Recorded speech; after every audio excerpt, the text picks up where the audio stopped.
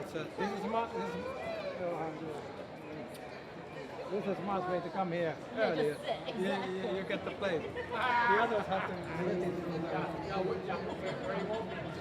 Good afternoon and welcome to the 147th annual meeting of the Harvard Alumni Association as part of Harvard University's celebration of its 365th commencement.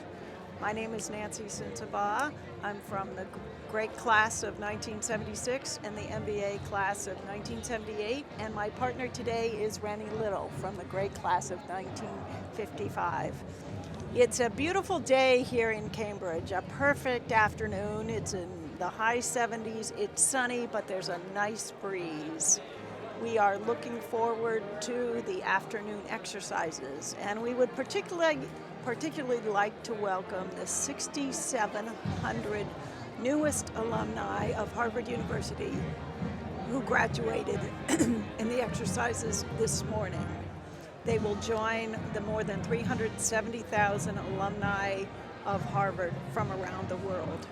We would also like to welcome their families, their parents, and their loved ones who came here to celebrate with us in Cambridge today.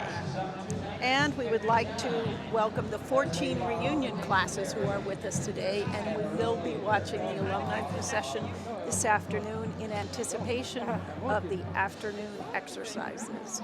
There are more than 4,000 alumni of Harvard and Radcliffe colleges who come to Cambridge this week to celebrate their reunions with their classmates.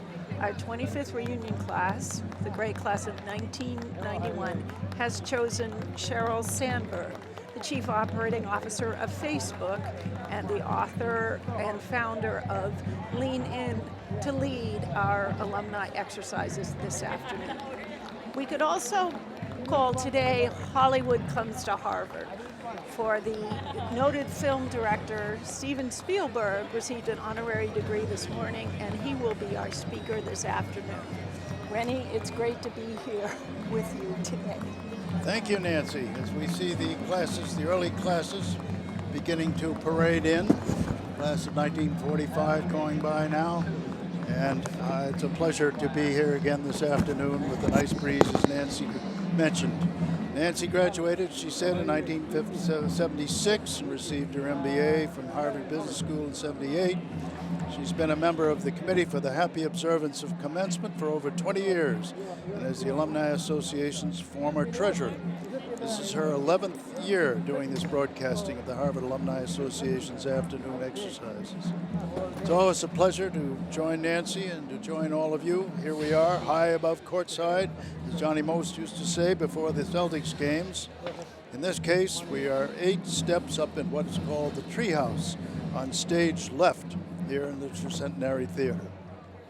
I'd like to take this opportunity to thank Rachel Lamson, Director of Board Services for the HAA, and her assistants, Kate Freed and Sarah Graham, who have put together a thick syllabus for us today and do so much to make sure that everything goes smoothly for the HAA on this lovely afternoon.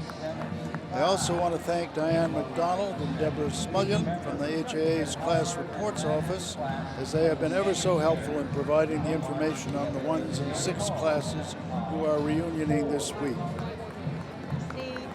Here we see on the screen the alumni procession beginning with, it looks like one of the older classes. Perhaps that's the class of, what do you think, Rennie, maybe 1951? Well, the 40s have gone by. It's not 55 yet, because I got to be able to pick them out. But we'll catch up with something here. It looks like a reunion class with all of their hats. Perhaps the class of 51 who is celebrating their 65th at this occasion. Reunions were actually invented at Harvard. Harvard was founded in 1636 as a college to train ministers for the Massachusetts Bay Colony. It was originally called New College, and the town was called Newtown. However, there was no money to pay any scholars, any tutors to teach the scholars until John Harvard, a minister in Charlestown, died suddenly and he left half of his fortune and all of his books to New College. In gratitude, the Massachusetts Bay Colony named this fledgling college after John Harvard. The first classes were held in 1638, and the first commencement was in 1642. The elders of the Massachusetts Bay Colony were so concerned that Harvard College might not survive that they came to the original the first commencement in September of 1642, and the following year they invited the 9 graduates of the class of 1642 to return to Cambridge to celebrate the commencement in 1643. Here we have the great class of 1955, which is my partner Rennie Little's class. Rennie, you may recognize some of your classmates there. Well, they look a lot older than I am, Nancy, but it's nice to see them indeed. They've been celebrating under the blue sign up in Hollis 7, and it's good to see them here. So Harvard was founded in, here is the classes of 1928 to 1960. We have some people from the class of 1937, and you can see, I believe behind that is some people from the class of 1940. So it is an annual tradition for alumni to come back to Harvard to celebrate with the newly minted graduates.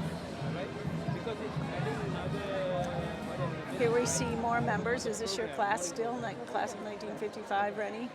Here we go, yeah. 1939, 1941. The HAA, of course, runs the afternoon exercises. The morning exercises are run by the university. And for the past 24 years, Director Grace Scheibner has been responsible for detailed planning and execution of Harvard Commencement. And it's been a pleasure to work for and with her. She is retiring this year, and we wish her all the best, free from the myriad of details that it's taken over year after year to provide a great morning gathering at 35,000 people here in the Tercentenary Theater. Rennie, every year when I see the alumni procession, I'm reminded of what Ralph Waldo Emerson of the class of 1836 wrote during the bicentennial celebration in 1836. Cambridge at any time is full of ghosts, but on that day the anointed eye saw the crowd of spirits that mingled with the procession in the vacant spaces year by year as the classes proceeded. And then the far longer train of ghosts that followed the company of the men that wore before us the college honors and the laurels of the state. The long winding train reaching back into eternity. And here we see this year's long winding train of the alumni who are marching, but it's very easy to imagine that there are ghosts of former alumni who are with us today. And here you hear the bagpipe of the 25th reunion class, which is the celebratory class today. They will be sitting on the stage where the dignitaries will be sitting and where the speakers are.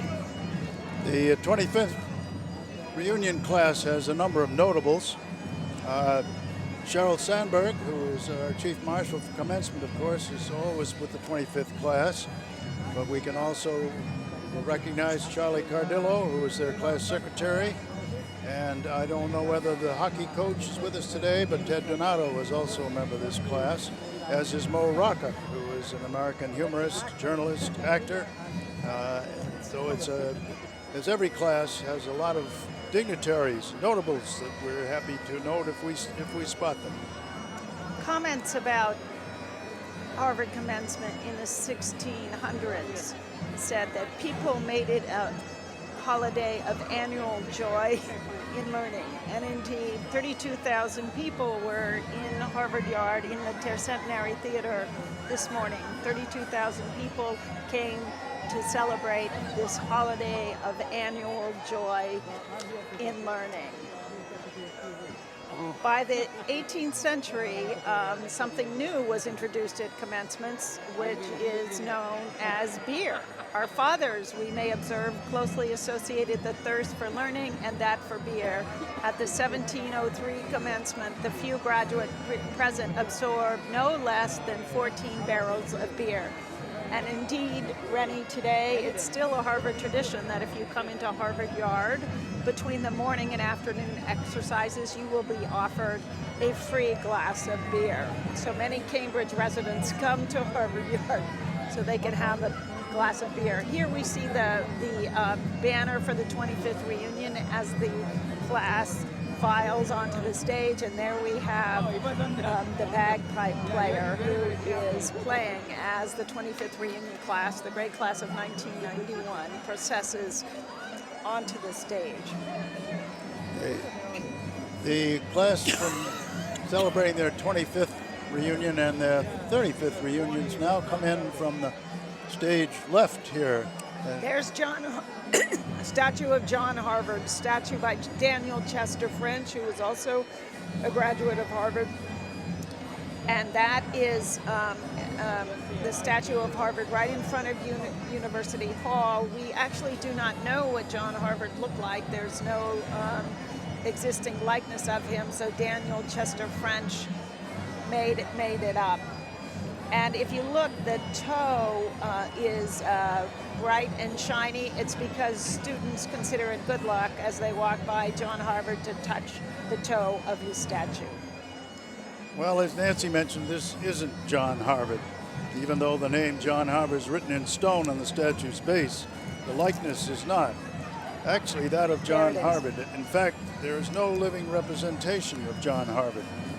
But as Nancy mentioned, in 1884, Daniel Chester French created the famous statue, and Sherman Hoare, class of 1860 to 1898, AB 82, LLB 84, sat as the model for the head of John Harvard. Hoare later went on to serve as a member of Congress and as U.S. District Attorney. He died of typhoid fever while visiting military hospitals during the Spanish-American War. And now we see the dignitaries that are standing on the steps of Widener Library waiting for their part in the procession. We see the overseers, who were in fact one of the governing boards of the university. We see the Dean of FAS and other dignitaries on the stage. Widener Library, which is the largest university library in the world, and it is the second largest library in the world after the Library of Congress. Widener Library celebrated this year its 100th anniversary. The origins of the library are that Harry Elkins Widener, from the class of 1908, was a book collector. He had a Gutenberg Bible, he had a first edition of Dickens, and he went to London to look at purchasing a first folio of Shakespeare. And he and his mother and his brother and his sister came back on the Titanic. Harry and his brother perished, his mother and sister survived. And when they read Harry's will, he had left his books to Harvard. He had more than 3,000 books at the time. He left his books to Harvard on the condition that suitable housing for them be found. Because at the time, there was a small library, but most of the books were in basements in the various buildings in Harvard Yard. So his mother decided that she would donate a library donate the funds to build a library so that suitable housing be found for Harry's book collection. And the book collection is actually in the center of Widener Library. And there were 4 conditions to her bequest. The first condition was that a brick never be removed from the library. So a passageway between Widener Library and the Rare Book Library had to be built cutting through windows rather than removing a brick. And also, as Harvard's book collections increased, instead of expanding the building, they built underground. So Widener Library actually goes 6 stories underground. Another condition was that no book of Harry's ever be removed from the memorial that's in the center of the library. And among the books there is a Gutenberg Bible. And a number of years ago, Rennie, the curators of the libraries, the archivists of the library thought the Gutenberg needed to be restored, and the restoration was to take place at Stanford University. So they arranged to have the Gutenberg Bible shipped to Stanford, and the Widener family trust sued Harvard because they said that was a violation of the bequest, and Harvard actually won the suit in court because Harvard said this was not to display the book at Stanford, it was merely to preserve it. So the Gutenberg Bible went to Stanford to be preserved, and it came back. And the last condition was that every student at Harvard College know how to swim, because if Harry had known how to swim, or so Mrs. Widener thought, if Harry had known how to swim, he would have survived the Titanic. So I know, Rennie, you had to pass a swimming test, and I had to pass a swimming test before I could graduate. But there, in the 1980s, with the Americans for Disabilities Act, a student sued and said that a disabled student said that he or she should not have to pass a swimming test, and at that point the swimming test was abolished because it was against the American with Disabilities Act. That's the story of Widener Library, which, as I said, celebrated its 100th year this past year. When I was an undergraduate, and I think when I was even younger, I would go into Widener, and right beside in the front door were the so-called Pittman models that were of Harvard as I it looked remember in those, yes. 1636 Yes. and 1936. And they were removed. They were there from 1947 through 2004 when they were removed because they needed further facilities. And they've been in storage. They belong to the arts and scientists, not to the library. And I'm hoping that we will see them restored. And I'd hope they might go in the new Smith's Campus Center, but it now appears that where they might go is over in the new hotel over on the Alston side. Anyway, I've been talking with Phil Lovejoy, the director of the Harvard Alumni Association, who seems to think that maybe that the new hotel will be looking to spruce up its lobby. And if that's the case, maybe the Pittman models can be put in there. For those of you who are viewing the alumni procession and the afternoon exercises for the first time, you might say that, you might think that it looks a little chaotic. Well, it actually is chaotic. And the Reverend Peter Gomes, the longtime minister in Memorial Church and Plummer professor of Christian morals, wrote this about commencement. Someone, observing the rather casual dignity of the day, remarked that commencement is more like a lawn party than a ballet. Indeed, Rennie, it looks like a lawn party more than a ballet. And the less charitable but more acute observer suggested that the vast assemblage in formation in the old yard was very much like that wonderfully chaotic game of croquet with flamingos and hedgehogs in Alice in Wonderland. First-time visitors to the scene are rather horrified at what appears to be rank confusion, but then they remember that this is, after all, Harvard, where conformity, even of self-preservation, has been elevated to the rank of an original sin. That it works at all is a tribute to patience and goodwill, and the general sense that, come what may, the day is to be enjoyed. As I mentioned, this is Harvard's 365th commencement, and those who know that Harvard was founded in 1636 might say, why is this not the 380th commencement? The reason is that in the early years in particular, there were not, scholars had not finished their studies, and so there were a number of years in the 17th century where there was no commencement. And also, the college was closed during the Revolution. In fact, the Revolutionary Army at some point was housed here in Harvard Yard in the dorms. We could also call this afternoon celebration Hollywood Comes to Harvard. As I mentioned, Steven Spielberg, the famed film director, or arguably the greatest film director of the last century, received an honorary degree this morning, and he will be giving the commencement address this afternoon. Now, Rennie, I did hear a rumor that E.T. and his spaceship are expected to land this afternoon in Harvard Yard, so they can indeed be here to listen to Director Spielberg's speech.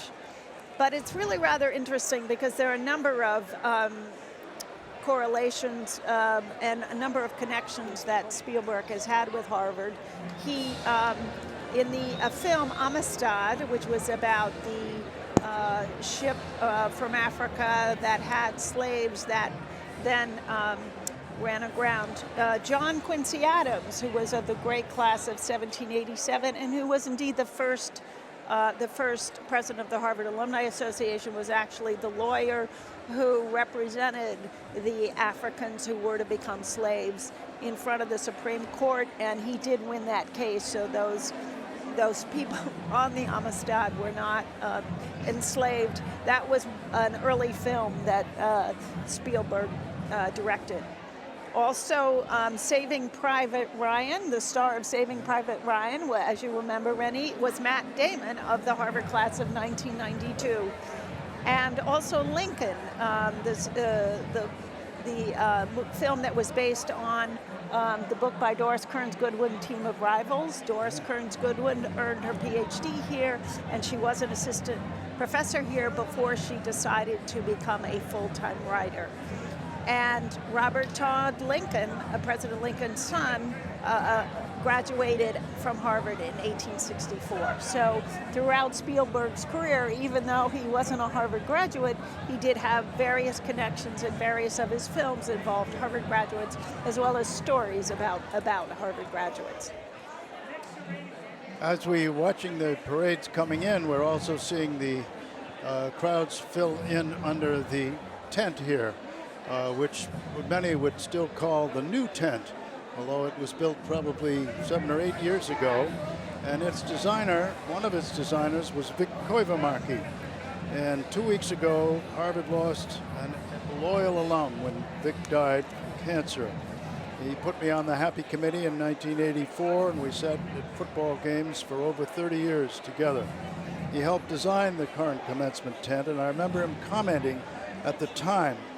He said, "It will be called the new tent, and the old tent will become part of the past tense." Finally, I also want to thank the camera crew today, Bob DeMaison, Kathy O'Connell here, and Ed McNamara, who've done this for years. And we're just glad we have their support and their guidance as we bring you this afternoon exercises. I mentioned that E.T., we are hoping for an appearance by E.T. this afternoon. But it would not be the first time a strange creature showed up at a Harvard commencement. In 1797, a live elephant was brought from Providence, Rhode Island, along with people dressed as mermaids and mummies. So we are at least hoping for an appearance of E.T., and maybe Indiana Jones will be here as well to crack his whip this afternoon. That's the hope. We'll never know. Now, Rennie, don't you know something about Spielberg and the hasty pudding? Well, I know he was. No, I don't. Spielberg. I bet Nancy's got that one.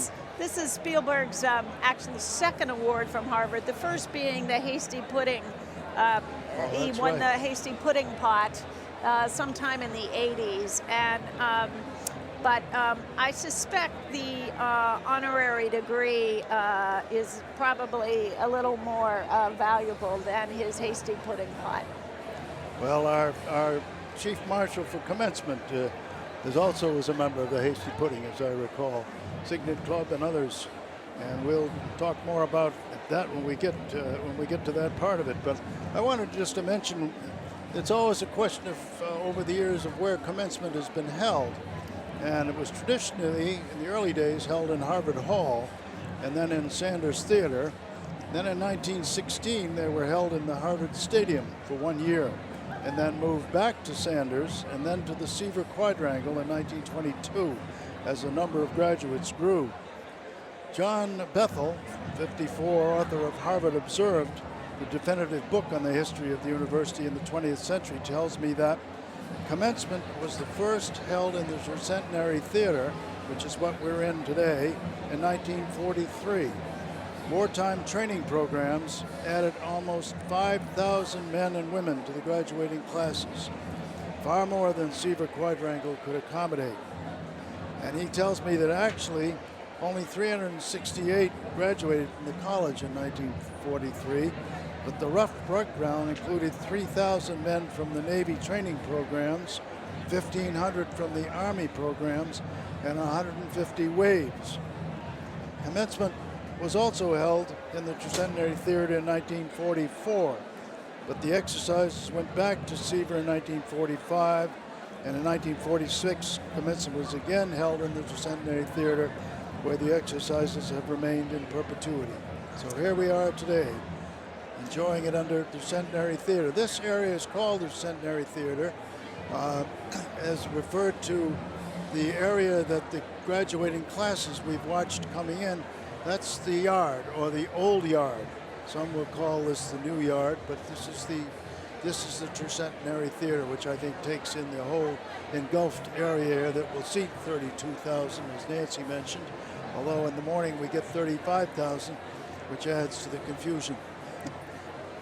Rennie, whenever I come to Harvard Commencement, I'm always amazed to think that since 1642, commencements have been held on this very ground. It's quite remarkable to realize that this is where the college was founded. There are none of the buildings from the 17th century still exist, but there have been archaeological digs. Maybe we needed Indiana Jones to help us out with that. Archaeological digs in the old yard that did have exposed some of the foundations of the original buildings, but I love the fact that we have celebrated academic achievement and learning here on this very spot since 1642. Now, if you look at the people on the screen, you see there are a number of men with top hats, and some of the ladies in black dresses are wearing either red hats or black hats or fascinators of red or black, crimson I should say, or black. And those are members of what's called the Happy Committee, the Happy Observance of Commencement Committee. In the 1830s, it was observed that fewer and fewer people were coming back to commencement. So they founded this committee called the Happy Observance of Commencement. And one of the things that this committee decided to do was to start serving beer, alcohol and beer at commencement to once again revive that tradition. And indeed, more and more people started coming. But men wear top hats, ladies wear black dresses and a La Follette rosette, and they have the option of wearing a hat. And the idea is that this committee really manages the crowd, helps people find their seats, helps people find the restrooms. Today, on a hot day like today, to help people find water. And that is called the Happy Observance of Commencement Committee. Here we see the class of 1959, the class of 1960, as well as some other classes. The 50th reunion class of 1966, now coming into Tercentenary Theater. Ellen La Follette is here today, the class of 54. She is the one who developed the La Follette rosette that you see on the women. The early days, Mike came onto the Happy Committee when there were only 15 members, around 1977 when I was the chief marshal, and then I think I came on with Vic Koivumark in 1984. At that time, there were only 15 of us, and the women at that time wore all white. Now, and with a red sash that came down, and one of those red flowers at the bottom, which the women objected to. The flower, the red sash ran on the white uniform that they had to wear, and they were very unhappy about it. And I can remember asking a Radcliffe classmate if she would be on my chief marshal's team, and she said she had the only white dress she had white milk, pet milk over the top, which she said, "Can I wear that?" And I said, "Probably not." And that led to a committee set up, which met to look at the whole question of what women should wear. And we had the meeting at the Harvard Club in Commonwealth Avenue. And Myra Maiman, who was in charge of the arts program at that time, since replaced by Jack Megan, Myra got quite heated up about it and darned if the fire alarms didn't go off. we had to vacate the Harvard Club. But the final decision was that you could wear either all white or all black, but you couldn't wear half black and half white because you'd look like the Harvard dining services. Most people, I think most of the women, and I think Nancy would back me up on this, look much better in a nice little black outfit. Since then, Yes, I did ruin a white dress when the sash. It was a misty day, and the red satin sash ran on my white dress. So that's why I've always worn black to commencement ever since. I mentioned that Steven Spielberg received an honorary degree this morning. Rennie, do you know who was the first person to receive an honorary degree from Harvard? Well, I should have that someplace in my schedule. It was Benjamin Franklin in that's right. 1752. And the interesting thing about that, of course, is that he won the honorary degree for his scientific experiments and in particular his invention of the lightning rod. And that was long before he got involved with politics. So today we associate him with him as one of the founding fathers of the American Republic, but he got the honorary degree for his experiments with electricity and lightning. The first woman to receive an honorary degree was Helen Keller, the deaf, dumb, and blind woman. She was from the Radcliffe class of 1904, but because she spent her life as a spokesperson for people with disabilities, Harvard awarded her an honorary degree in 1955. And her citation read, "From a still dark world, she has brought us light and sound.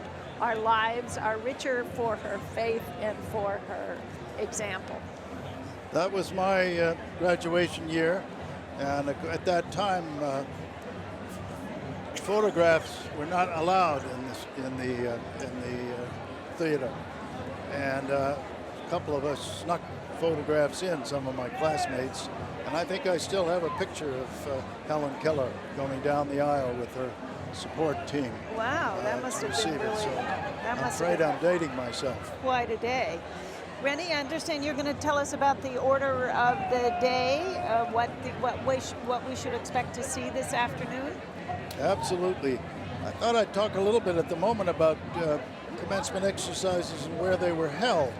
And I think I've already done that, as a matter of fact, but so we'll move on. Yes, I want to talk a little bit about what you can expect to hear. I can find my notes here.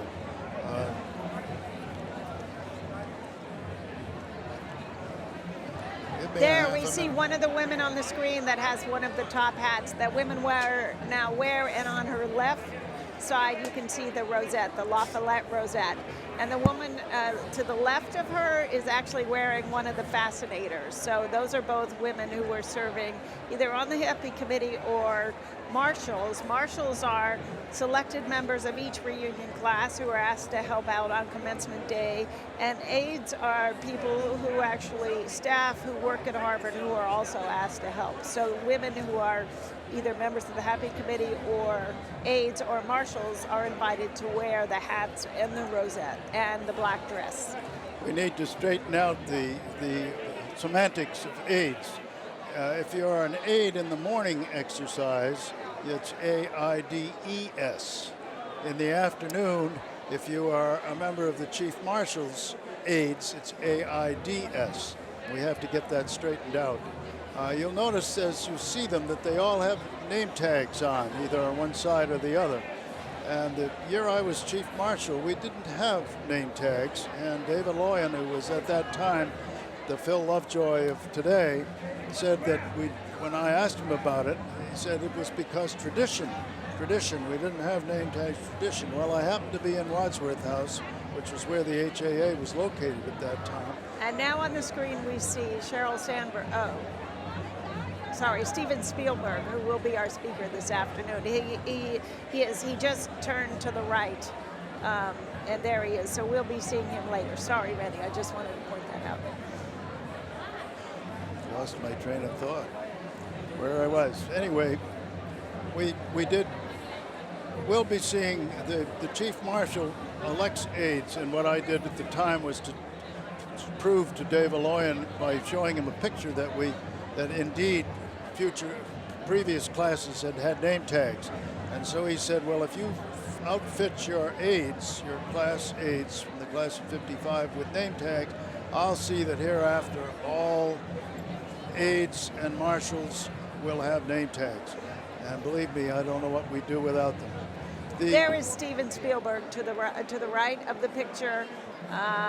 He is being hugged by the woman in the white dress, and we will be hearing from him later in the program.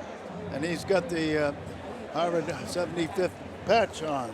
It says Harvard University 175th year, so we're glad to see that. The Chief Marshal of Commencement is chosen from the 25th reunion class. I've been referring to that.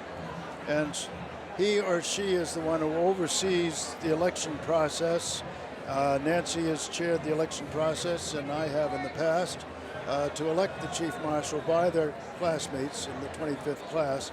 And then the Chief Marshal is the one who then picks and elects reunion marshals from the classes below her, the 5th, 10th, 15th reunions up through her class, which at time she picks her aides from her class. Yeah.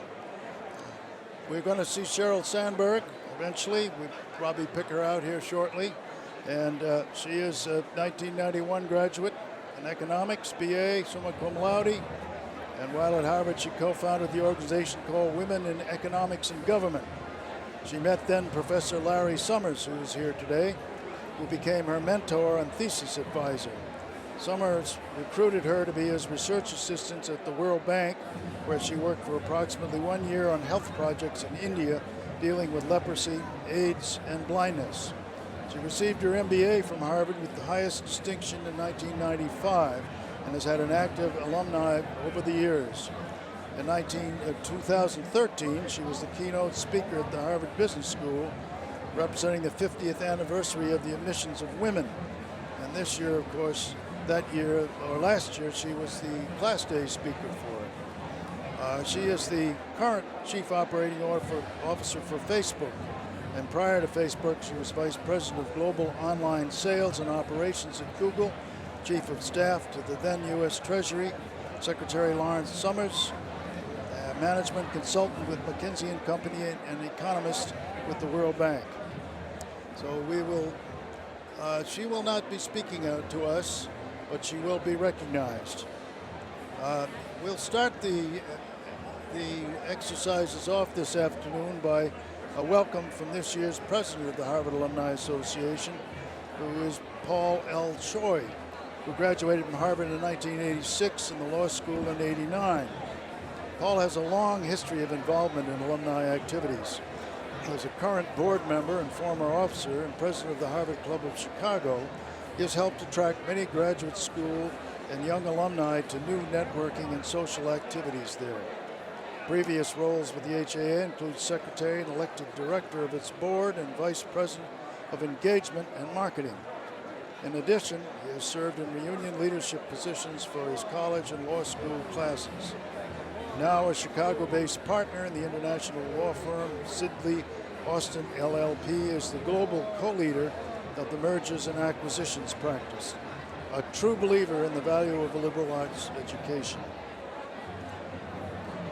We will go on there to sing Igiamus Igator, which I can pronounce better in English, which is So Let Us Rejoice. Popular, formal, academic hymn sung in Latin. Despite its use as such, it is a jocular, lighthearted composition that pokes fun at the university life. The song dates to the early 18th century based on a Latin manuscript from 1287. It was known as a beer drinking song in the many ancient universities, and it tells you to live the fullest, even though you know you can die anytime. This is included singing this song cheerfully. The bell is signaling the start of commencement, the afternoon exercises. However, not everybody is yet on the stage. So, Rennie, why don't you keep going with your discussion of the afternoon? Paul will then announce the oldest living male alums and female alums attending the meeting today. And the latest word we have is that the female will be Ruth Rabb of the class of 1937, who is 99 years old. The male is Leon Starr, AB 40, and he will celebrate his 98th birthday next month. They were the ones who led the parade in, so we saw them come in quite a while ago, and they're probably already up on the stage. We now see some of the members of the Board of Overseers, those people with roses, corsages, either men and women in their flowers in their lapels. Those are the members of the Board of Overseers. And then we see Mark Goodhart, who's the Secretary of the University, and then the Dean of the Faculty of Arts and Sciences, who are now coming onto the stage. Paul will then introduce the Chief Marshal of the alumni, which as mentioned was Cheryl Sandberg. Traditionally, the Chief Marshal does not say anything, because at the end of 3 days of reunioning, one may not have any voice left. When I was the Chief Marshal in 1980, at the time of the class of 1955's 25th reunion, I asked our class football captain, Tim Anderson, to sit next to me and jab me when I closed my eyes. Needless to say, I had a sore right arm for days afterwards. Paul will go on to introduce Marty Grasso, class of 78, whom he will pass the HAA torch to next year. Marty has been the Vice President of the College Affairs and co-chair of his 25th reunion, and has been a generous contributor of his time to the HAA over the years. We see the final people coming up to the stage. So far, there aren't too many students or recent graduates, students who graduated this morning, our newest alumni here yet. After the morning exercises, all of the graduates go back to their schools or to their dorms, which we call houses here at Harvard, to have lunch and receive their diplomas, and then they come back into Harvard Yard. So we do see a number of empty seats, but as the afternoon goes on, we will see students coming in, the recent graduates coming in, so that they will be here in time to hear Steven Spielberg's commencement address. Paul will, after introducing Marty, will introduce the announcement of the overseers and Harvard HAA director elections. This year has been a considerable increase in the overall 320,000 holders. I think I had a figure at one point, 35,000 or so that voted this year, which is a real up. I think it's over 36%, which still isn't as many as there should be, who voted for overseer, due to the addition of 5 candidates nominated by petition, running under a quote free Harvard / fair Harvard slate on a platform that Harvard should abolish college tuition and greatly increase the transparency and fairness of its admission processes. Here we see the dignitaries on the stage. People are sitting down, and I think that the afternoon ceremonies will begin momentarily. There we see Paul Choi. Actually, no, you can't see him now, but he will be He'll be standing up shortly. up He's in in a the front couple row. of minutes. There he is. You see him in the pink tie, just to the left of the aisle. I will just note that this year's voting, they did not vote in the slate and elected 5 candidates each for 6 years, and he will give the names: Kent Walker, Kentanji Brown Jackson, Alexandro Ramirez Magana, Helen Bonanno Folks, Lindsay Chase Lansdale were all elected, 5 elected for 6-year terms. And then he will go on to the elected directors of the Alumni Association, David, and we'll talk about them in a minute.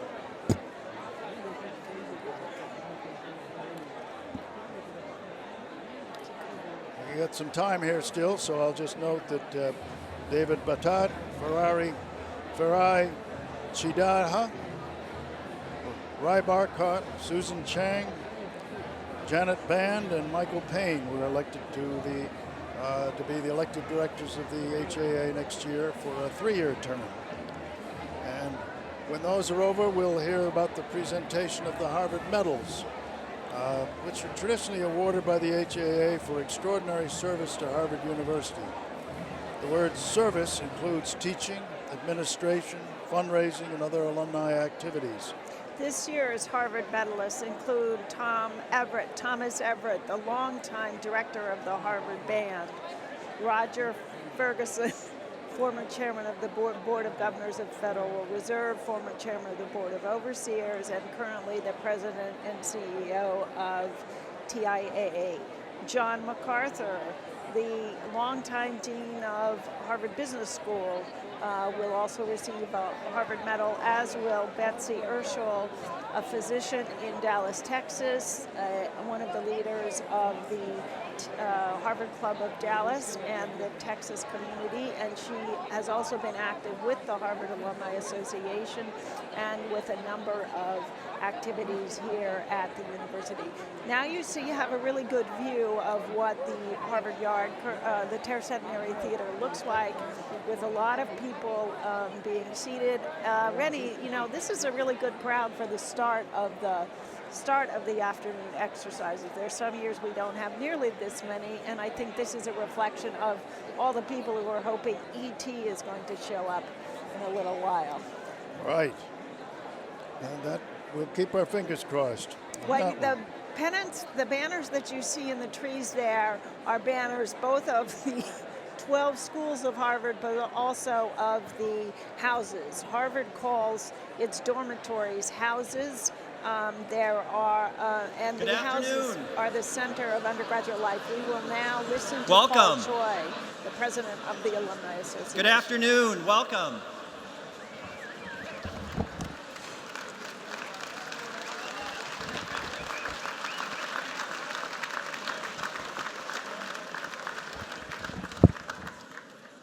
President Faust, members of the Harvard Corporation and the Board of Overseers, Mr. Spielberg, members of the faculty, honored guests, fellow alumni, new graduates, family, and friends, welcome to the 147th annual meeting of the Harvard Alumni Association. I'm Paul Choi, a member of the college class of 1986 and the law school class of 1989.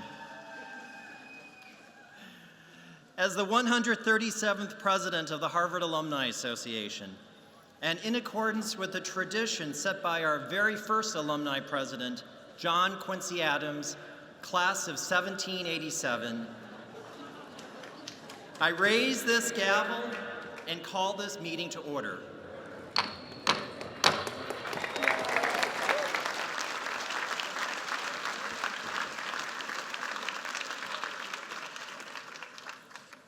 The Harvard Alumni Association warmly welcomes all of you who have graduated today, the college reunion classes who are celebrating this weekend, and all other alumni, families, and friends who have made it here today and have gathered for the happy observance of commencement.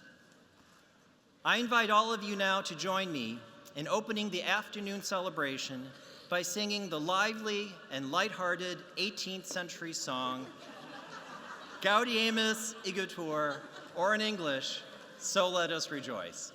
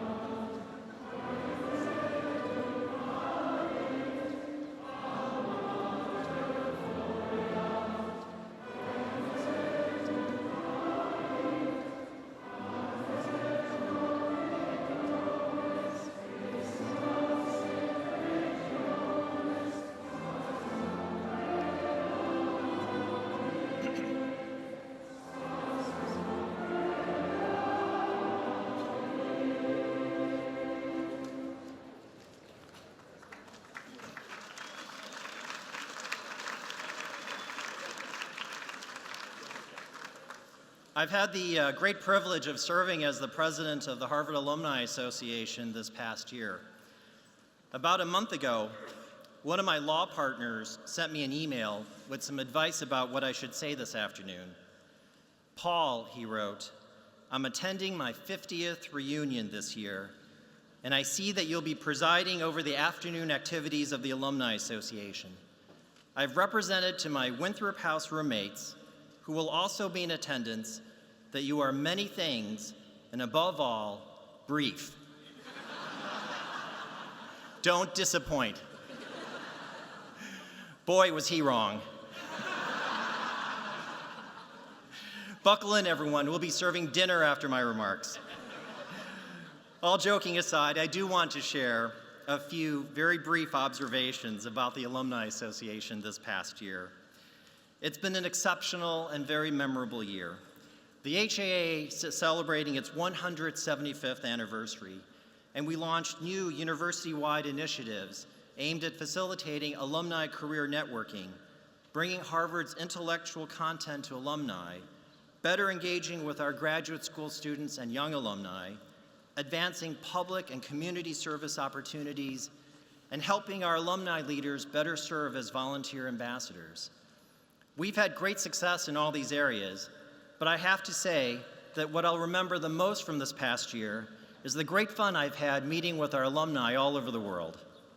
With our Latin American alumni in Puebla, Mexico, my wife Lisa and I sampled some amazing recipes of mole.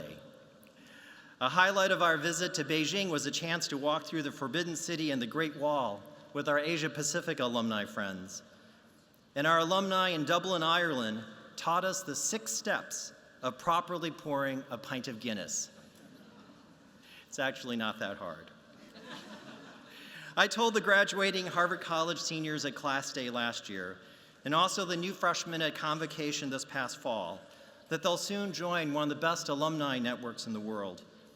I know that might sound like a bit of hyperbole, perhaps mixed with a little bit of school pride, but having met so many of our alumni, I think that what makes our alumni body so strong is the unparalleled diversity of people and talents that make up our community.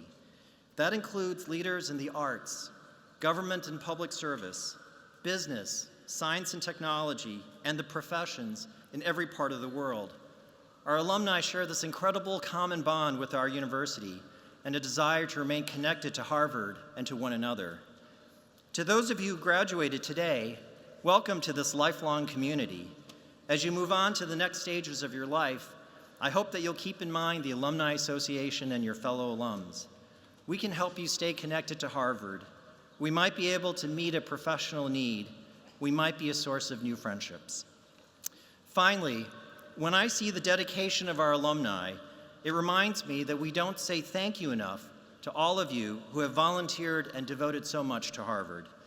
I'll say a bit more about this later, but let me pause now and say thank you. Thank you for your commitment and contributions to Harvard, to our students, and to our alumni body. And while I'm at it, I want to say a special thank you to my wife Lisa, our son Derek, and my parents. Thank you for all your amazing support. A moment ago, I spoke of the lifelong alumni connection. The alumni procession today represents the 370,000 graduates of Harvard University in every part of the world. And I'm pleased to recognize the most senior leaders of that procession. Leading the Radcliffe alumni today is Ruth Rabb of the Radcliffe class of 1937.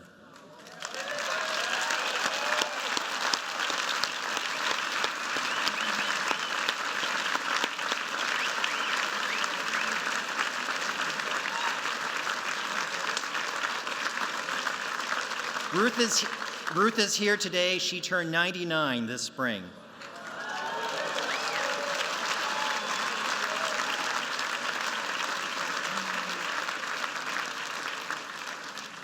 From the Harvard College class of 1940, Leon Starr, who will celebrate his 98th birthday next month, led the Harvard alumni this afternoon.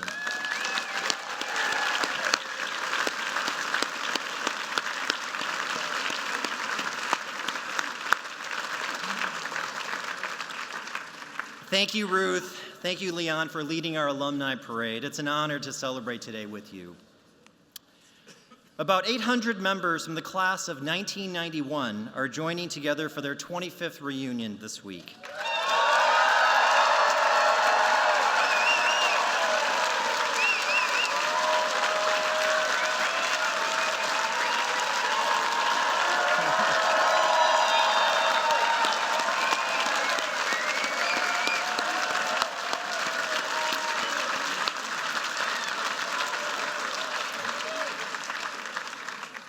You might not know it, but they're on the stage here.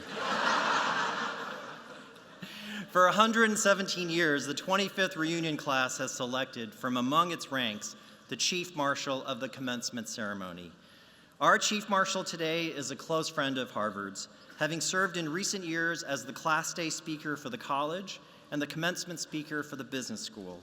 She is a best-selling author and founder and board chair of a growing global organization dedicated to empowering all women to lean in to their ambitions and goals. She is the Chief Operating Officer of Facebook, a leader in the educational reform movement, and a fellow alum of mine from Forsheimer House. I'm very pleased to introduce the Chief Marshal for Commencement, Cheryl Sandberg, class of 1991.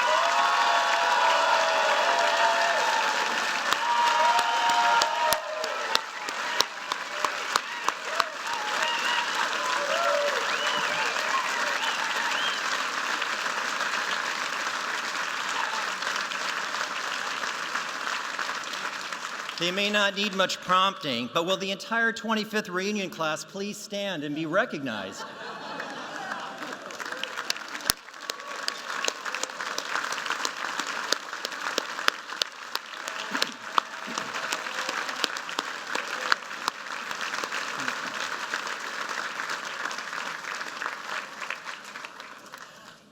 On July 1st, I will pass the torch of the leadership of the HA to one of the Alumni Association's most active and most committed supporters, a member of the college class of 1978. My successor has served as the HA Vice President of College Affairs and co-chair of his 25th reunion, in addition to many other roles on the HA Board of Directors over the years. He has given generously of his time and energy to the university, in particular to the Alumni Association and to the college. I know that the Alumni Association will continue to have a bright future in his hands. Mr. President-elect Marty Grasso, will you stand?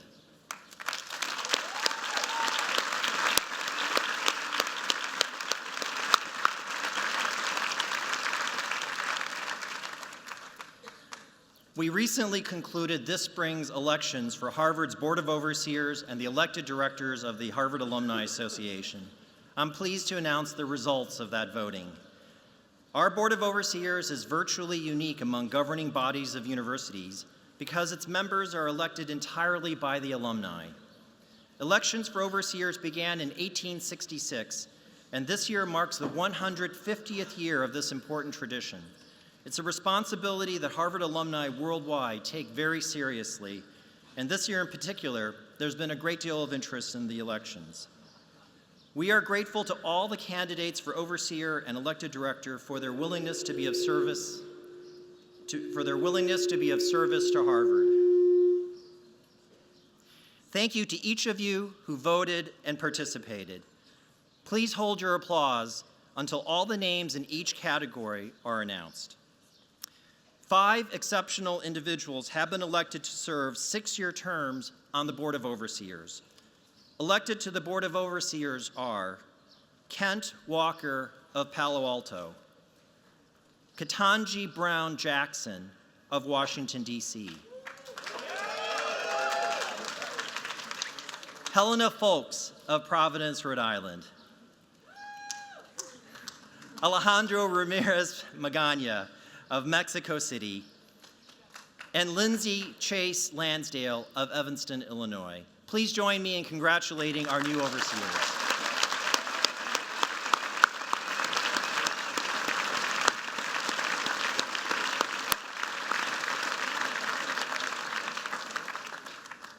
Next, the alumni also elected 6 dynamic directors of the Harvard Alumni Association to serve 3-year terms together with the directors for clubs and shared interest groups and the appointed directors.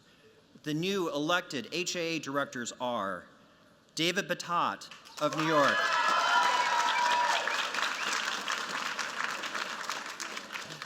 Farai Chidea of New York,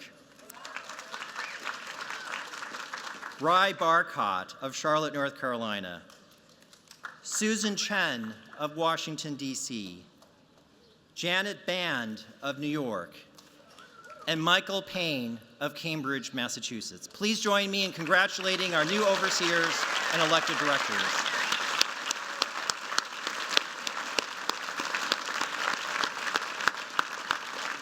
We look forward to working with you in the years ahead to help shape Harvard's futures. Each year at commencement, we recognize the winners of the Harvard Medals. Created in 1981, the Harvard Medal is the highest honor awarded by the university and recognizes individuals who have given extraordinary service to Harvard. This year's 4 recipients, who are all with us today, merit this recognition for their exemplary and inspirational devotion. Your commencement program describes the many ways in which the 2016 Harvard Medal winners have enriched our university. President Faust will read the citations. If you are able, will each medalist please stand as your name is announced?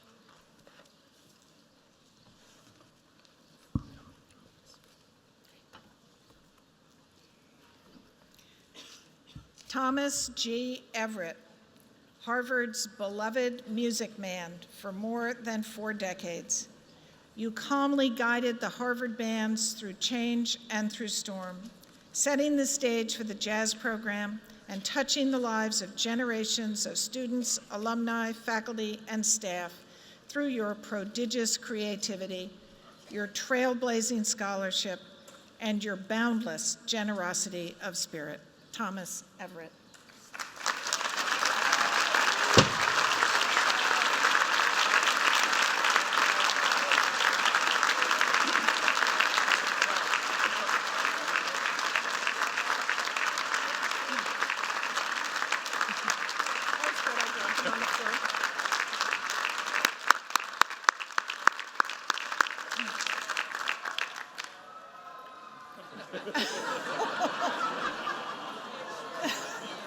The band has something to say about this.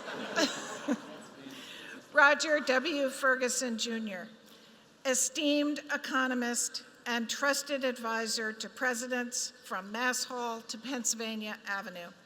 You have served the university with humility and wisdom, leading the Board of Overseers and countless committees with a steady hand, a sharp mind, and a deep devotion to Harvard's educational mission. Roger Ferguson.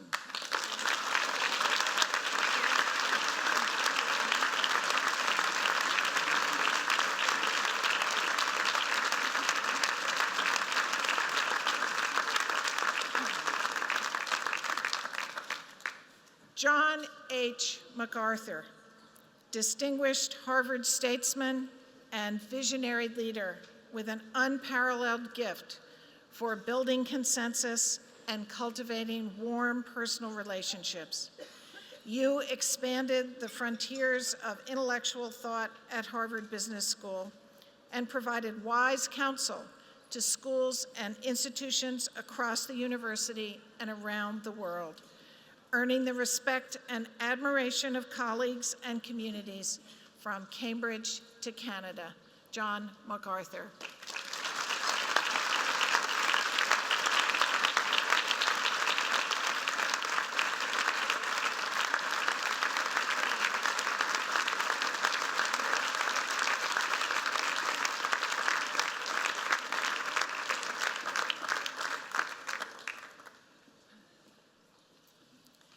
Betsy Bradley Urshel, the heartbeat of the thriving Harvard Club of Dallas, you have given generously and passionately of your time and talents to many areas of the university, galvanizing the alumni community and mentoring other volunteer leaders with exemplary grace, unwavering dedication, and Texas-sized enthusiasm for Harvard. Betsy Urshel.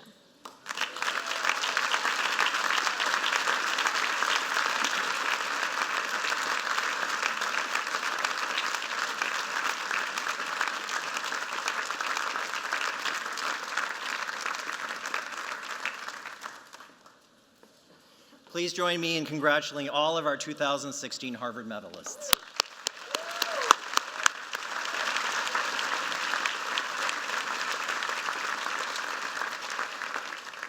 It's fitting that we follow our inspiring Harvard medalists who have contributed so much to our university with a salute to our own incredible alumni.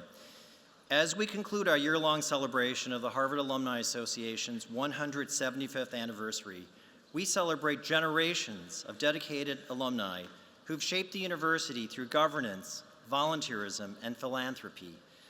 It was a deep sense of connection to one another and to Harvard that inspired a small group of college alumni to create the Harvard Alumni Association in 1840.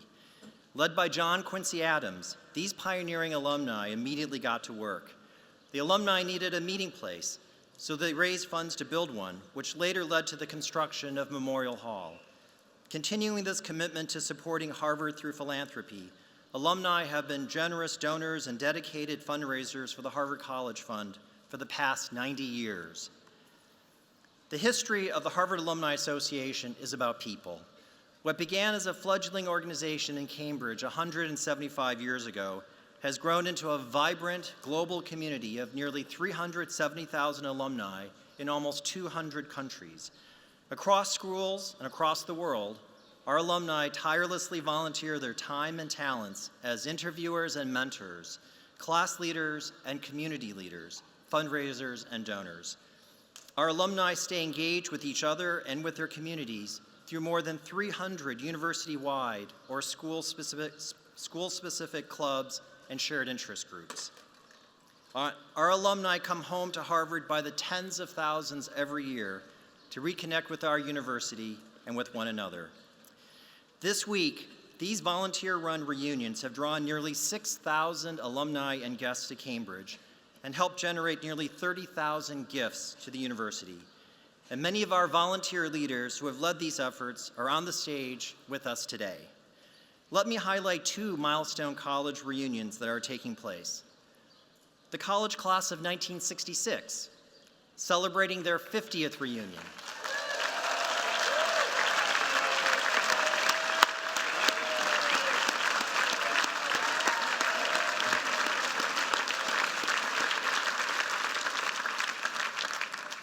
The class of '66 has 731 classmates and guests in attendance, with more than 57% of the class contributing gifts in honor of the occasion. Will the program and campaign co-chairs for the class of '66 please stand so that we can thank your service?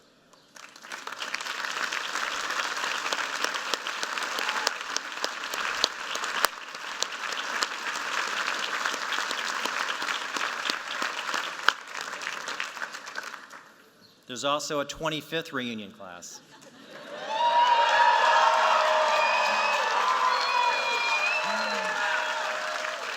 The class of 1991 has nearly 1,400 classmates, family members, and guests in attendance, with more than 40% of the class making gifts. Will the program and campaign co-chairs for the class of '91 please stand so we can thank you for your service?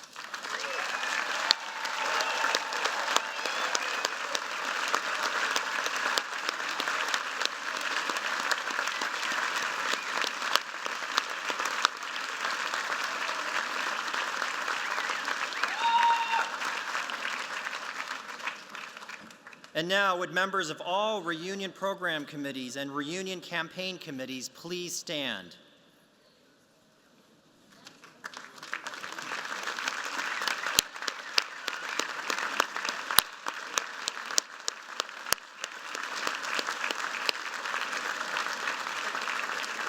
Thank you. Thank you for your hard work and dedication. Let me turn to our newest college alumni, the class of 2016.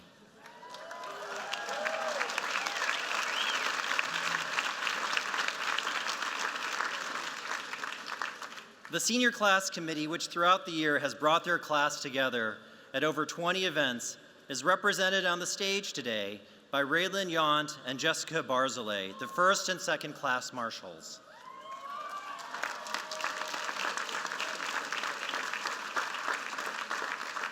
Also, under the leadership of the senior class gift marshals, Nearly 800 members of the class of 2016 contributed to their senior gift, nearly half of which were recurring gifts. Would the class marshals please stand and be recognized?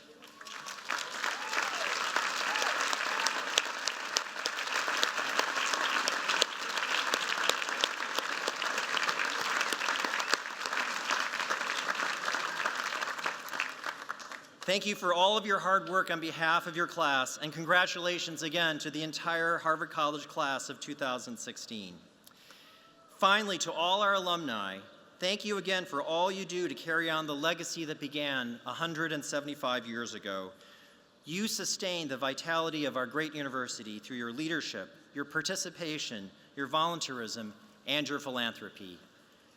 To celebrate our extraordinary volunteers and our entire alumni community, please join the Harvard University Band and the Commencement Choir in their performance of Havardiana. The words are in your program.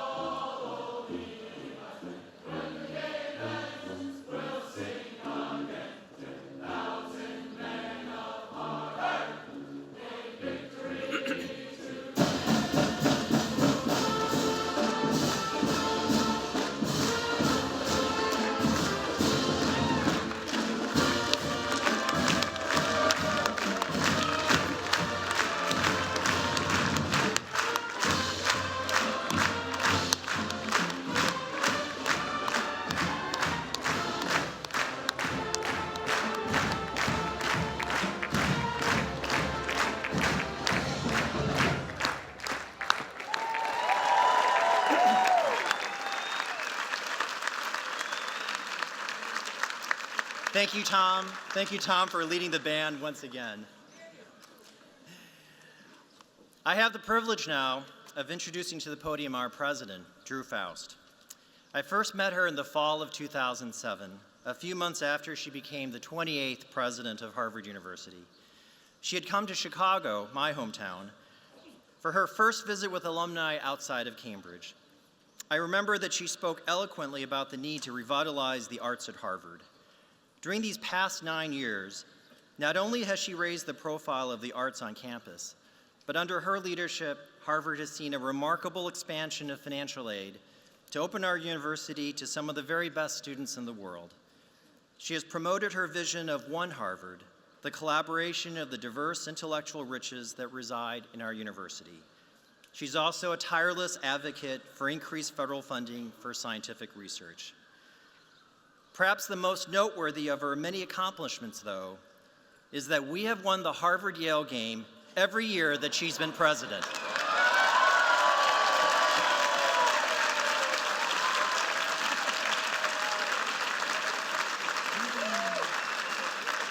Please join me in warmly welcoming our president and the Lincoln Professor of History, Drew Gilpin Faust.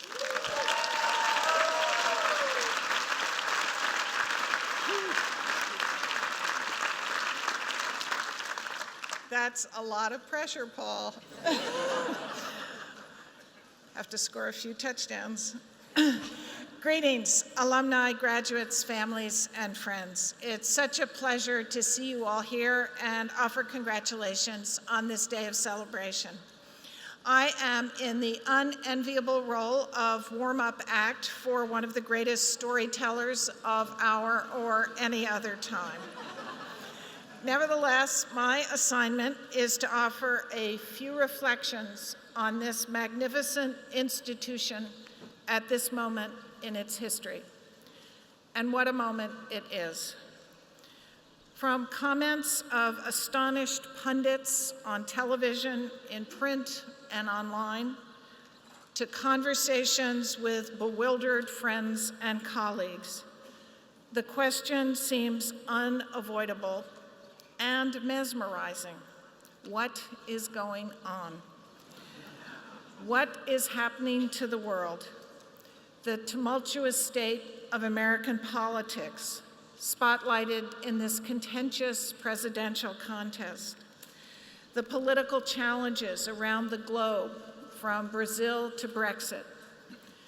The Middle East in flames, a refugee crisis in Europe, terrorists exploiting new media to perform chilling acts of brutality and murder, climate-related famine in Africa, and fires in Canada. It is as if we are being visited by the horsemen of the apocalypse, with war, famine, natural disaster, and yes, even pestilence, as Zika spreads, aided by political controversy and paralysis. As extraordinary as these times may seem to us, Harvard reminds us we have been here before. It is in some ways reassuring at this 365th commencement to recall all that Harvard has endured over centuries. A number of these festival rites took place under clouds of war, others in times of financial crisis and despair, still others in face of epidemics, from smallpox in the 17th century to the devastating flu of 1918 to the H1N1 virus just a few years ago. Harvard has not just survived these challenges, but has helped to confront them. We sing in our alma mater about calm rising through change and through storm. What does that mean for today's crises? Where do universities fit in this threatening mix? What can we do? What should we do? What must we do? We are gathered today in Tercentenary Theater with Widener Library and Memorial Church standing before and behind us, enduring symbols of Harvard's larger identity and purposes, testaments to what universities do and believe at a time when we have never needed them more. And much is at stake for us and for the world.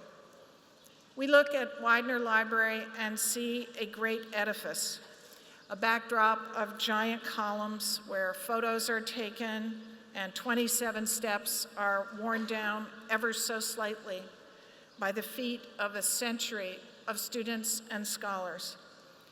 We also see a repository of learning with 57 miles of shelving at the heart of a library system of some 17 million books, a monument to reason and knowledge, to the collection and preservation of the widest possible range of beliefs and experiences and facts that fuel free inquiry and our constantly evolving understanding. A vehicle for veritas, for exploring the path to truth wherever it may lead. A tribute to the belief that knowledge matters, that facts matter, in the present moment as a basis for the informed decisions of individuals, societies, and nations, and for the future as the basis for new insight. As James Madison wrote in 1822, a people who mean to be their own governors must arm themselves with the power that knowledge gives. Or as early 20th century civil rights activist Nannie Helen Burroughs put it, education is democracy's life insurance. Evidence, reason, facts, logic, an understanding of history and of science. The ability to know, as former Dean Jeremy Knowles used to put it, know when someone is talking rot.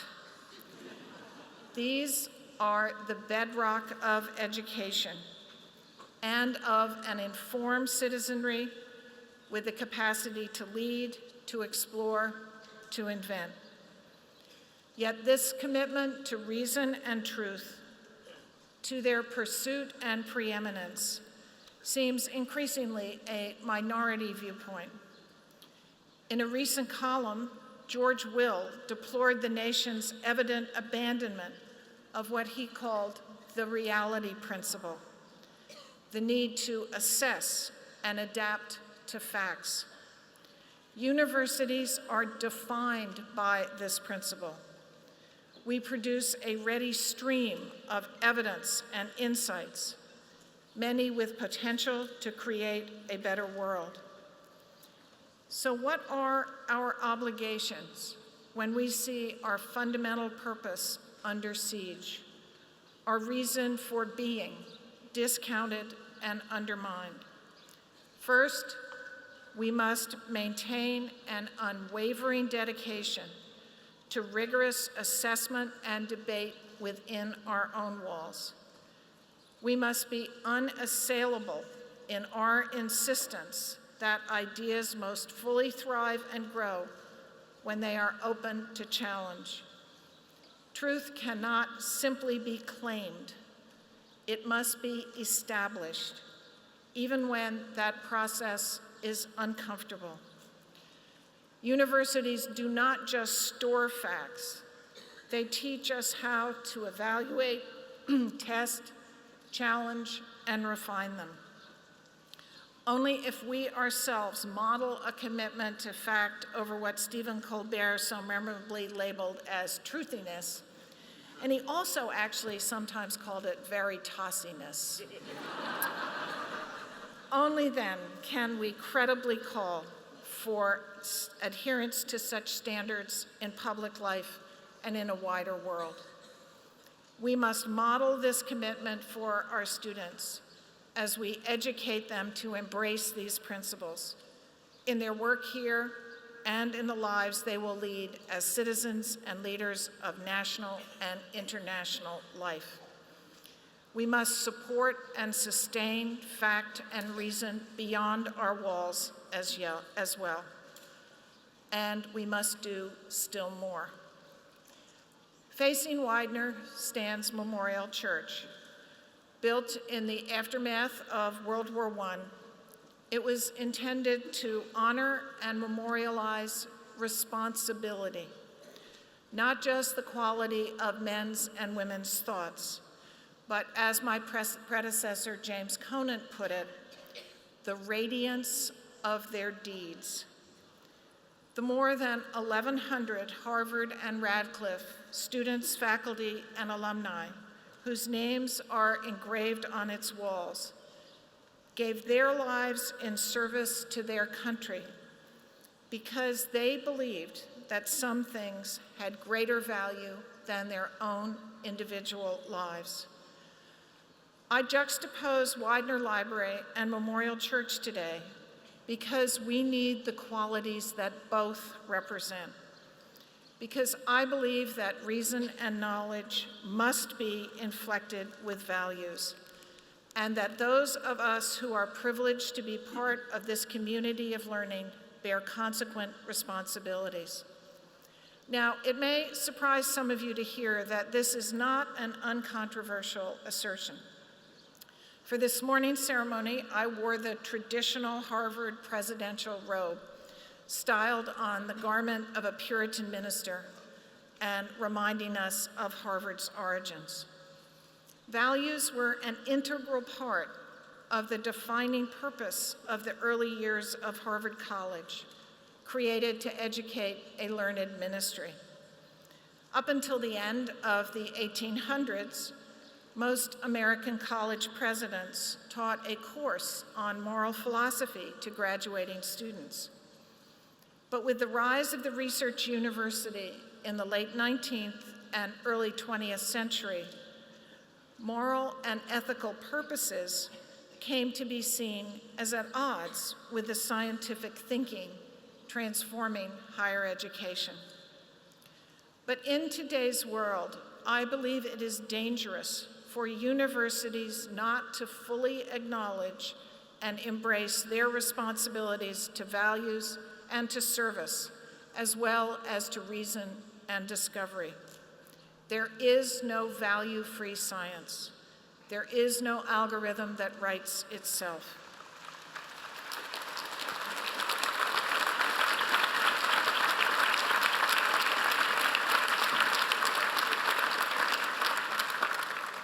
The questions we choose to ask and the research we decide to support, the standards of integrity we expect of our colleagues and students, the community we build, and the model we offer, all of this is central to who we are. We can see these values clearly in the choices and passions of our faculty and students. In the motto of Harvard Business School, which you heard this morning uttered by the dean, the commitment to make a difference in the world. Most of the rest of the university would readily embrace this sentiment. In the enthusiasm of students and faculty, we see it as well from across the university, graduate, professional, and hundreds of undergraduates. We see a remarkable enthusiasm, for example, for the field of global health, because it unites the power of knowledge and science with a deeply felt desire to do good in the world, to lead lives of meaning and purpose. This spirit animates not just global health, but so much of all we do. Harvard is and must be a community of idealists. And today, we send thousands of you, doctors, lawyers, teachers, artists, philosophers, business people, epidemiologists, public servants, into the world. For our youngest students, those just beginning to shape their adult lives, those who today received what the ritual language of commencement calls their first degree. For them, these questions of values and responsibility take on particular salience. Harvard College is a residential community of learning with a goal, in the words of its dean, of personal and social as well as intellectual transformation. Bringing students of diverse backgrounds to live together and learn from one another enacts that commitment as we work to transform diversity into belonging. In a world divided by difference, we at Harvard strive to be united by it. In myriad ways, we challenge our students to be individuals of character as well as of learning. We seek to establish standards for the college community that advance our institutional purposes and values. We seek to educate people, not just minds. Our highest aspiration is not just knowledge, but wisdom. Reason and responsibility, Widener and Memorial Church, Harvard and the world. We have a very special obligation in a very difficult time. May we and the students we send forth today embrace it. Thank you very much.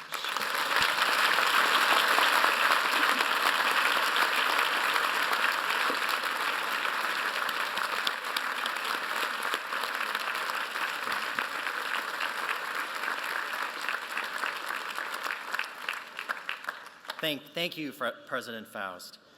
To honor the contributions of Radcliffe College and its alumni, and to mark its historical significance for men and women alike, please stand and join in singing "Radcliffe, Now We Rise to Greet Thee." The words are in your program.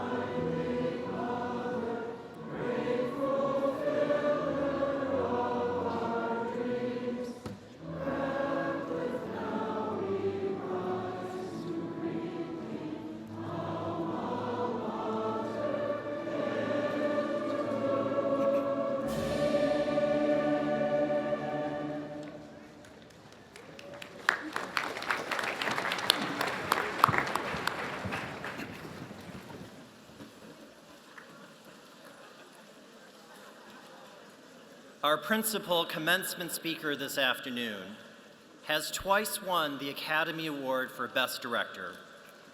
As a result, he's quite used to waiting until the end of a long program before getting up to speak. I'm thrilled to introduce Steven Spielberg. Jaws was one of the first films I saw at a movie theater. To this day, I remember being terrified, even though you don't actually see that shark until halfway through the movie. Over the past 4 decades, his movies have firmly established his place as one of America's greatest filmmakers. Reading just a partial list of his many works is to recount some of our country's most iconic, most acclaimed, and most successful movies. After Jaws, there was Close Encounters of the Third Kind, Raiders of the Lost Ark, and the other Indiana Jones movies, E.T. the Extraterrestrial, The Color Purple, Jurassic Park, Schindler's List,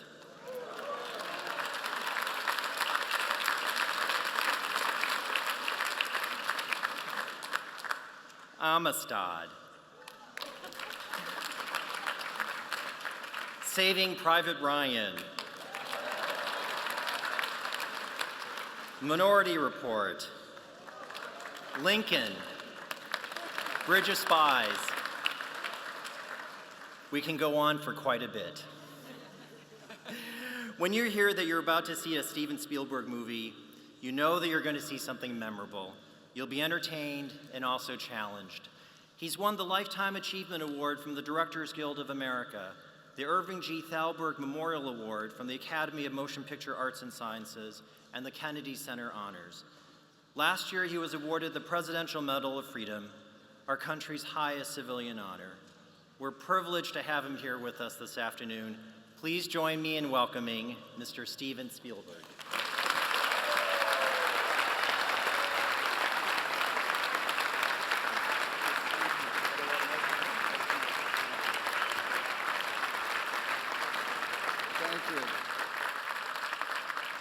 Thank you, President Faust and Paul Choi, thank you so much. It's an honor and a thrill to address this group of distinguished alumni and supportive friends and cavelling parents. We've all gathered to share in the joy of this day, so please join me in congratulating Harvard's class of 2016.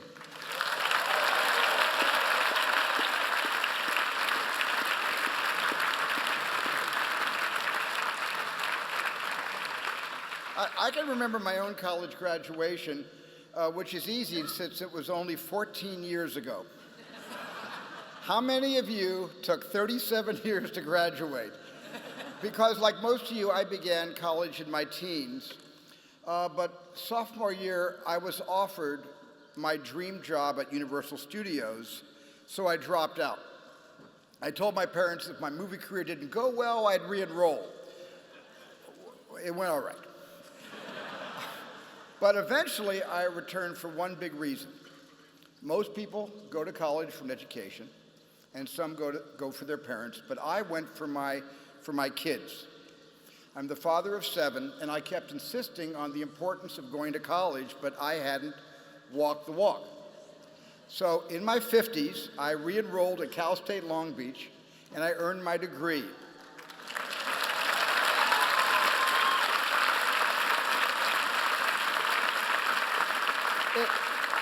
I just have to add, it helped that they gave me course credit in paleontology for the work I did on Jurassic Park. That's 3 units for Jurassic Park, thank you. Well, I left college because I knew exactly what I wanted to do, and some of you know too, but some of you don't. Or maybe you thought you knew, but are now questioning that choice. Maybe you're sitting there trying to figure out how to tell your parents that you want to be a doctor and not a comedy writer. Well, what you choose to do next is what we call in the movies the character-defining moment. Now, these are moments you're very familiar with, like in the last Star Wars, The Force Awakens, when Rey realizes the Force is with her, or Indiana Jones choosing mission over fear by jumping into a pile of snakes. Now, in a 2-hour movie, you get a handful of character-defining moments, but in real life, you face them every day. Life is one strong, long string of character-defining moments. And I was lucky that at 18, I knew what I exactly wanted to do, but I didn't know who I was. How could I, and how could any of us? Because for the first 25 years of our lives, we are trained to listen to voices that are not our own. Parents and professors fill our heads with wisdom and information, and then employers and mentors take their place and explain how this world really works. And usually these voices of authority make sense, but sometimes doubt starts to creep into our heads and into our hearts, and even when we think that's not quite how I see the world, it's kind of easier just to nod in agreement and go along, and for a while I let that going along define my character because I was repressing my own point of view because like in that Nilsson song, everybody was talking at me so I couldn't hear the echoes of my mind. And at first, the internal voice I needed to listen to was hardly audible and it was hardly noticeable, kind of like me in high school. But then I started paying more attention, and my intuition kicked in. And I want to be clear that your intuition is different from your conscience. They work in tandem, but here's the distinction. Your conscience shouts, here's what you should do, while your intuition whispers, here's what you could do. Listen to that voice that tells you what you could do. Nothing will define your character more than that. Because once I turned to my intuition and I tuned into it, certain projects began to pull me into them and others I turned away from. And up until the 1980s, my movies were mostly, I guess, what you could call escapist. And I don't dismiss any of these movies, not even 1941. Not even that one. And many of these early films reflected the values that I cared deeply about, and I still do. But I was in a celluloid bubble because I'd cut my education short. My worldview was limited to what I could dream up in my head, not what the world could teach me. But then I directed The Color Purple, and this one film opened my eyes to experiences that I never could have imagined, and yet were all too real. This story was filled with deep pain and deeper truths, like when Shug Avery says, everything wants to be loved. My gut, which was my intuition, told me that more people needed to meet these characters and experience these truths. And while making that film, I realized that a movie could also be a mission. I hope all of you find that sense of mission. Don't turn away from what's painful. Examine it, challenge it. My job is to create a world that lasts 2 hours. Your job is to create a world that lasts forever. You are the future innovators, motivators, leaders, and caretakers. And the way you create a better future is by studying the past. Jurassic Park writer Michael Crichton, who graduated from both this college and this medical school, liked to quote a favorite professor of his who said that if you didn't know history, you didn't know anything. You were a leaf that didn't know it was part of a tree. So history majors, good choice. You're in great shape. Not in the job market, but culturally. The rest of us have to make a little effort. Social media that we're inundated and swarmed with is about the here and now. But I've been fighting and fighting inside my own family to get all my kids to look behind them, to look at what already has happened. Because to understand who they are is to understand who we were and who their grandparents were, and then what this country was like when they emigrated here. We are a nation of immigrants, at least for now. So,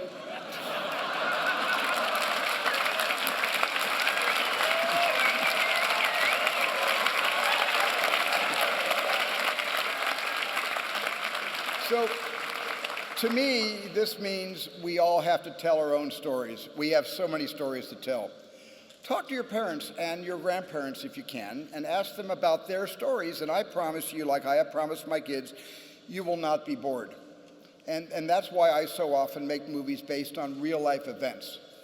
I look to history not to be didactic, because that's just a bonus, but I look because the past is filled with the greatest stories that have ever been told. Heroes and villains are not literary constructs, but they're at the heart of all history. And again, this is why it's so important to listen to your internal whisper. It's the same one that compelled Abraham Lincoln and Oskar Schindler to make the correct moral choices. In your defining moments, do not let your morals be swayed by convenience or expediency. Sticking to your character requires a lot of courage, and to be courageous, you're going to need a lot of support. And if you're lucky you have parents like mine, I consider my mom my lucky charm. And when I was 12 years old, my father handed me a movie camera, the tool that allowed me to make sense of this world. And I am so grateful to him for that, and I am grateful that he's here at Harvard, sitting right down there.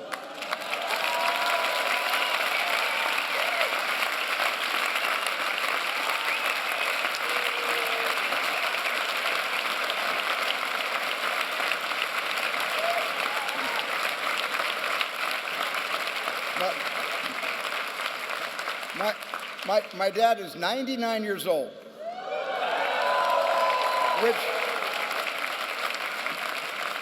which means he's only 1 year younger than Widener Library, but unlike Widener, he's had 0 cosmetic work.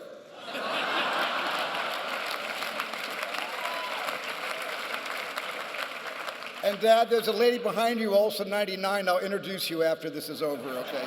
Great. But look, if your family's not always available, there's backup.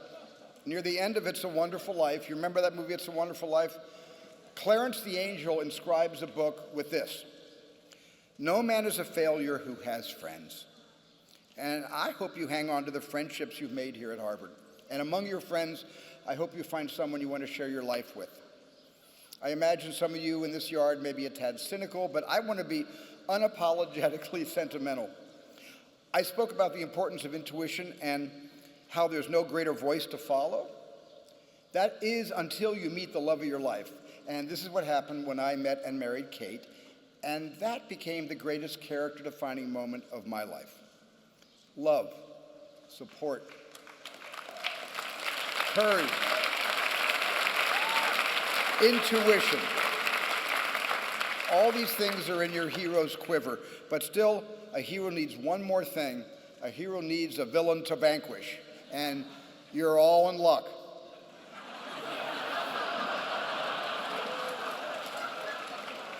This world is full of monsters, and there's racism, homophobia, ethnic hatred, class hatred, there's political hatred, and there's religious hatred. As a kid, I was bullied for being Jewish. This was upsetting, but compared to what my parents and grandparents had faced, it felt tame, because we truly believed that anti-Semitism was fading, and we were wrong. Over the last 2 years, nearly 20,000 Jews have left Europe to find higher ground. And earlier this year, I was at the Israeli embassy when President Obama stated the sad truth. He said, we must confront the reality that around the world anti-Semitism is on the rise. We cannot deny it.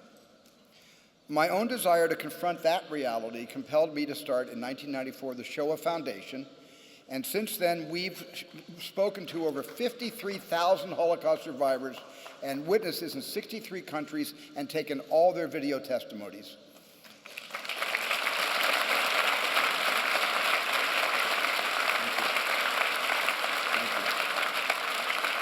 And we're now gathering testimonies from genocides in Rwanda, Cambodia, Armenia, and Nanking, because we must never forget that the inconceivable doesn't happen, it happens frequently.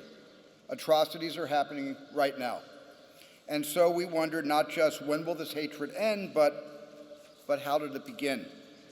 Now, I don't have to tell a crowd of Red Sox fans that we are wired for tribalism, but beyond rooting for the home team, tribalism has a much darker side. Instinctively, and maybe even genetically, we divide the world into us and them. So the burning question must be, how do all of us together find the we? How do we do that? There's still so much work to be done, and sometimes I feel the work hasn't even begun. And it's not just anti-Semitism that's surging, Islamophobia is on the rise too, because there's no difference between anyone who is discriminated against, whether it's the Muslims or the Jews or minorities on the border states or the LGBT community. It is all big one hate. And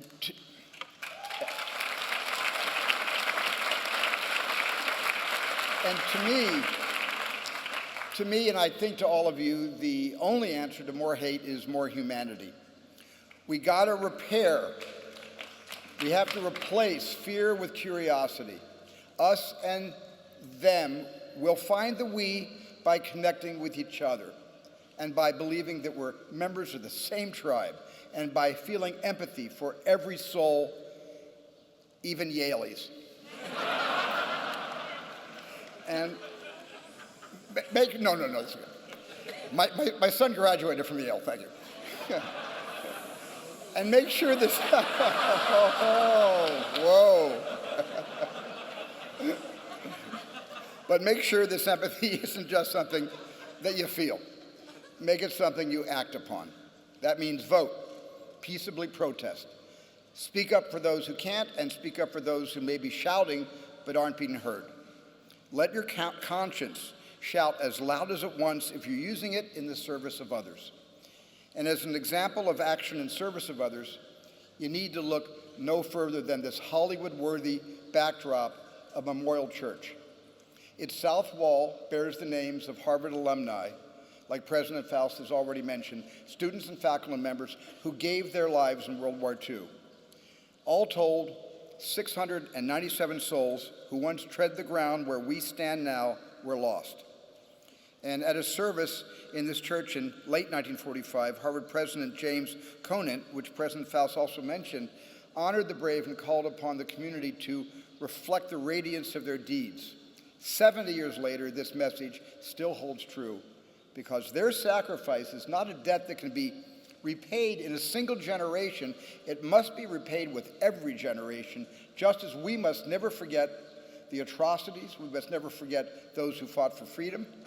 So as you leave this college and head out into the world, continue please to reflect the radiance of their deeds, or as Captain Miller in Saving Private Ryan would say, earn this. And please stay connected. Please never lose eye contact. This may not be a lesson you want to hear from a person who creates media, but we are spending more time looking down at our devices than we are looking in each other's eyes. So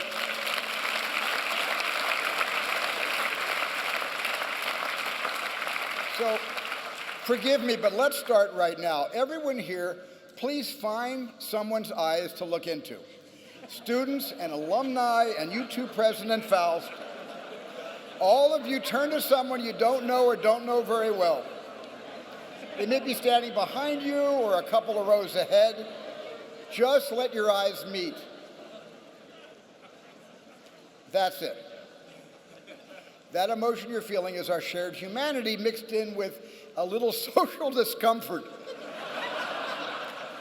But if you remember nothing else from today, I hope you remember this moment of human connection. And I hope you all had a lot of that over the past 4 years, because today you start down the path of becoming the generation on which the next generation stands. And I've imagined many possible futures in my films, but you will determine the actual future, and I hope that it's filled with justice and peace. And finally, I wish you all a true Hollywood-style happy ending. I hope you outrun the T-Rex, catch the criminal, and for your parents' sake, maybe every now and then, just like E.T., go home.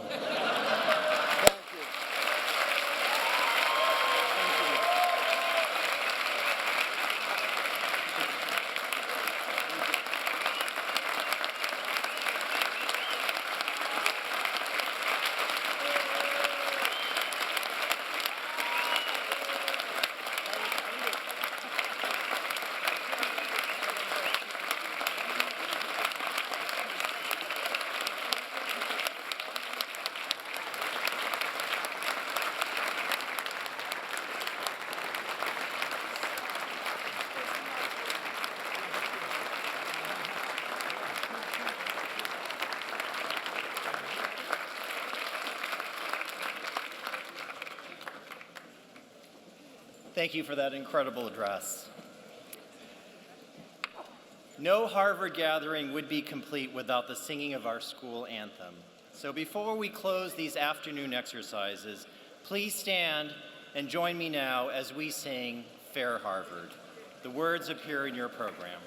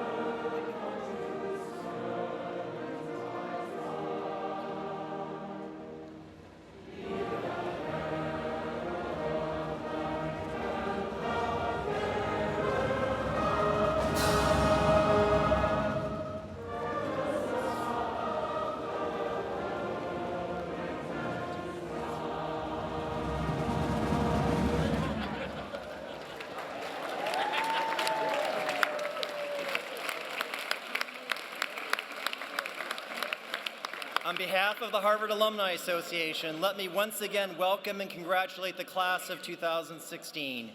May the joy of this day always remain with you. Honored guests, fellow alumni and friends, thank you for being here. Thank you for your support of Harvard, and please return for this occasion next year.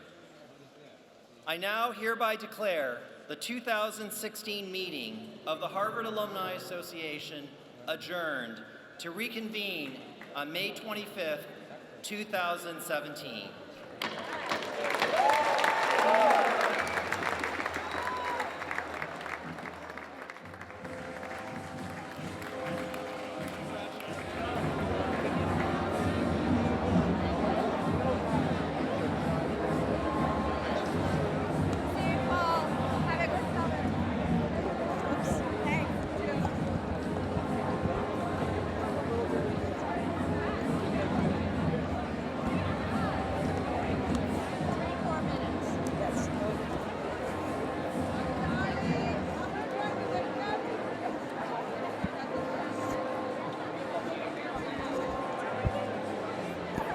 Thus concludes the 147th annual meeting of the Harvard Alumni Association as part of Harvard's 365th commencement. It was a standing room only crowd by the end of the afternoon when Steven Spielberg, the film director, exhorted this year's graduates and the gathered alumni to think about their character-defining moments, to pay attention to their intuition, to understand that what they should do and what they could do are often two different things, but they should pay attention to what their intuition is telling them to do. His message included, don't turn away from pain and learn about history, because in order to understand who you are today, you have to understand who we were yesterday. And he exhorted the graduates to look to history because the past has the greatest stories ever told. Sticking to each of our own voice requires courage. He gave his own example. His father gave him a camera. He wanted to tell stories through film, and he learned how to do that. His father was actually here, his 99-year-old father. Mr. Spielberg introduced his father to the crowd and reminded people of the line from that Clarence the Angel says in It's a Wonderful Life, no man is a failure who has friends. The importance of love and support and courage and intuition, and to pay attention and cultivate those things, but also the importance of finding a villain to vanquish. And he mentioned such things as rampant racism, homophobia, the rise of Islamophobia and anti-Semitism, class, ethnic, and religious hatred that is maybe taking over our world. He also mentioned the example of Memorial Church, which was built to honor the 697 Harvard alumni who died in World War I. And at its dedication, the then president of Harvard, President James Conant, said, reflect the radiance of their deeds. And Spielberg said that can't be done once or in one generation, but it has to be repaid in every generation. Then he mentioned that with social media and other media that we use today, we don't have enough eye contact and the warmth of human connection. So he asked everybody to look at someone they didn't know, look them in the eye, remember that point of human connection. He wished everyone a happy ending and then said, like E.T., it's important to go home occasionally. So thank you for joining us for our afternoon commencement celebration, and we look forward to seeing you next year on May 25th, 2017. Goodbye, Rennie. Thank you so much. Bye. Nancy, it's been a pleasure working with you, as always. Thank you so much. Goodbye until next year.